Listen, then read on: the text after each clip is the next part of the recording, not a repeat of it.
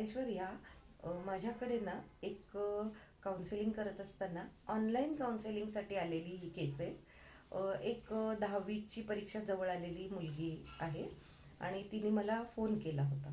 तिची आई देखील फोनवर शेजारी असावी आणि ती म्हणत होती की मॅथमॅटिक्सचा पेपर प्रिलिमच्या वेळेला जेव्हा हातात आला तेव्हा ती एकदम ब्लँक झाली आणि तिला पेपर हातात आला की असे विचार डोक्यात येतात की अवघड आहे पेपर, गेला तुझा पेपर, आता आता तू काहीच करू शकत नाही, संपलं तुझं. असे विचार तिच्या मनामध्ये खूप यायला लागतात आणि ती एकदम ब्लँक होते आणि प्रिलिमच्या वेळी ती मॅथचा पेपर देऊ शकली नाही. त्यामुळं आता भीती वाटते की बोर्डच्या पेपरमध्ये काय होऊ शकेल. तर आता तू 10वी 12वी ह्याच्या बोर्ड परीक्षा दिलेली मुलगी आहेस हो. ऐश्वर्या, तर तुझं काय मत आहे?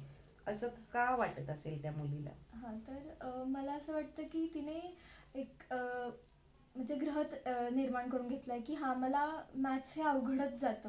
भले मग समोर कितीही सोपा प्रश्न असला तरी तिला तो सोडवता येत नसणार. कारण की तिने तसा ग्रह करून घेतला आहे की मला मॅथ्स अवघड जातं. ओके. हां. आणि दुसरं कारण मला असं वाटतं की तिची स्पर्धा असावी मैत्रिणींसोबत, की अरे तिला मॅथ्स किती चांगलं येतं, मलाच मॅथ्स येत नाही. त्यामुळे तिचा सेल्फ कॉन्फिडन्स कुठेतरी कमी झालेला असणार. राईट. आणि तिसरी गोष्ट म्हणजे की जेव्हा पेपर हातात आल्यानंतर ती सोडवायला सुरुवात करण्याआधी संपूर्ण पेपर वाचत असणार, क्वेश्चन पेपर. की त्यामुळे एक दडपण येतं की जे येत असलेले प्रश्नांची उत्तरं असतात ती सुद्धा ती चांगल्या पद्धतीने लिहू शकत नसणार, असं मला वाटतं मॅडम. Correct, exactly.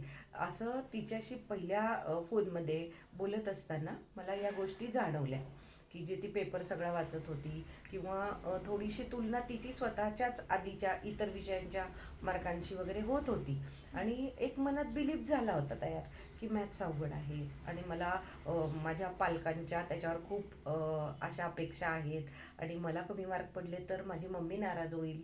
अशा गोष्टी होत्या. तू करेक्ट सांगितलंस. पण जेव्हा तिचं थोडंसं मी काउन्सेलिंग केलं, तिचे थोडेसे विचार कसे बदलता येतील, कसा विचार करून ती पॉझिटिव्ह स्ट्रोक स्वतःला देऊ शकेल, म्हणजे पॉझिटिव्ह अफर्मेशन्स देऊ शकेल, हां. हे तिच्याशी चर्चा केली आणि तिला सांगितलं तू मला उद्या संध्याकाळी इतक्या वाजता फोन कर म्हणून. हां. तर तुला सांगण्याचं मला इतकं छान गोष्ट वाटते ती की त्या मुलीचा मला एक्झॅक्टली त्याच वेळेला फोन आला आणि ती म्हणाली, मॅडम मी तुम्ही सांगितलेल्या सगळ्या गोष्टीवर विचार करतच रात्री झोपले. त्यानंतर सकाळी उठताना देखील मी स्वतःला तू करू शकतेस, जे जे ती निगेटिव्ह विचार करत होती त्याचीच अपोजिट वाक्य करून तिने स्वतःला ती ऐकवली. हां. म्हणजे स्वतःला एक स्वतःचा माइंडसेट तिने प्रिपेअर केला आणि दुपारी म्हणे तिने टाईम लावून मॅथमॅटिक्सचा पेपर घरी सोडवला. तर जेवढा वेळाचा पेपर असतो त्याच्या अर्धा तास आधीच तिचा पेपर सोडवून झाला.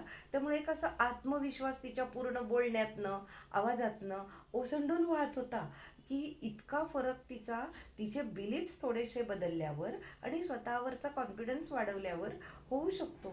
तर मला असं वाटतं की परीक्षेच्या वेळेला बरेच विद्यार्थी असा विचार करू शकतात. कदाचित हा पारंपरिक विचार आहे की पेपर ब्लँक होणं, आठवणं न आठवणं किंवा काहीतरी आता माझ्या हातातलं सगळं गेलं, संपलं, म्हणजे माझे पॅरेंट्स काय म्हणतील, या सगळ्या विचारातून आता ना विद्यार्थ्यांनी बाहेर आलं पाहिजे.